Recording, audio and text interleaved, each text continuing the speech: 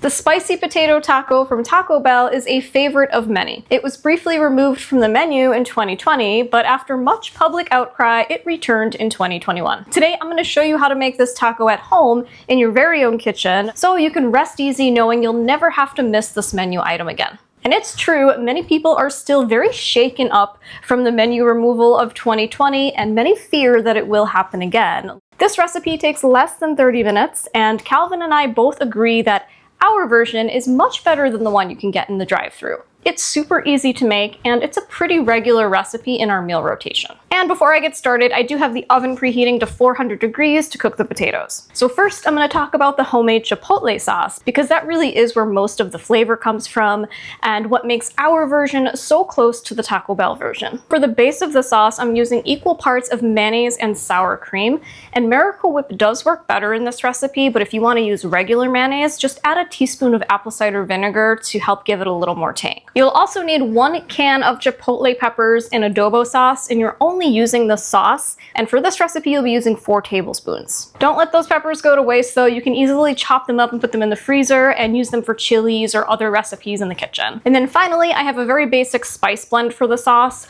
which is garlic powder, onion powder, and salt. So while the oven is preheating, I'm going to mix together all the sauce ingredients so the flavors have time to mingle together and incorporate. So I'm going to add the mayonnaise, the apple cider vinegar, the sour cream, the adobo sauce, the onion powder, the garlic powder, and the salt.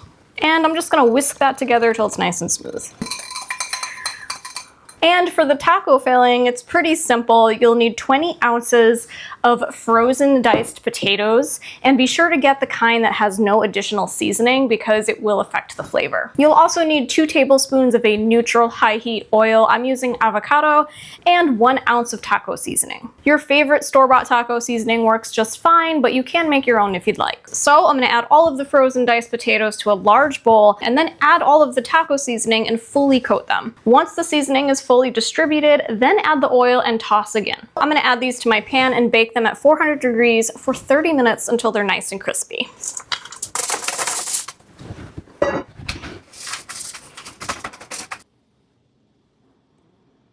For these tacos, I'm using just plain flour tortillas. And towards the end of the potatoes cooking, you can heat them up in a frying pan over medium heat for about 1 minute on each side. After your potatoes are cooked, allow them to cool for about 5 minutes and then begin assembling your tacos. All right, so my potatoes are all cooked and my tortillas are warmed, and I'm going to assemble the spicy potato tacos and get Calvin in here to try them. And I even have a Taco Bell version of the spicy potato taco to try them side by side. Tacos. It's taco time. So what's the correct order for assembly? So I prefer to do the chipotle sauce first, and then the potatoes, and then the lettuce and the cheese. Okay. Yeah, then the potatoes kind of stick to the chipotle. Yeah. Oh, these are so good. I know. And you know, when you get them at Taco Bell, sometimes they're hit or miss. Sometimes the potatoes are like extra burnt. So This way, they're just always made right. And there's almost never enough chipotle sauce from Taco Bell. Not that I eat there that often, but when I do, I definitely, you actually told me about these. I didn't know they existed until you shared this with me years ago. All right, so a little cheese. And we do have the Taco Bell version. Do you want to try that before we try our version? Or yeah, after? We should maybe do that as a baseline. All right. And then, but just have these ready to go. So chipotle sauce, then the potatoes, then some cheese, and end with a little bit of lettuce. Yeah, and obviously you could add whatever you want. This is just the standard, you know, what to use. But oh, looks good. Yeah. They just don't put care into it at Taco Bell. I think that's the issue, you know? I think sometimes they do. They just slop some of that stuff right into the middle, and you have one good bite in the middle of the taco, and then the rest of it's trash. All right.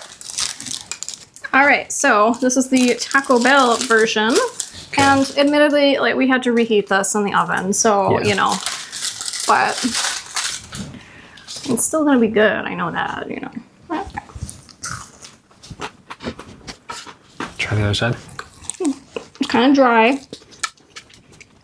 They taste better fresh, but still get the flavor in there with the chipotle sauce. All right, I am ready to dig into our homemade version. Let's try it.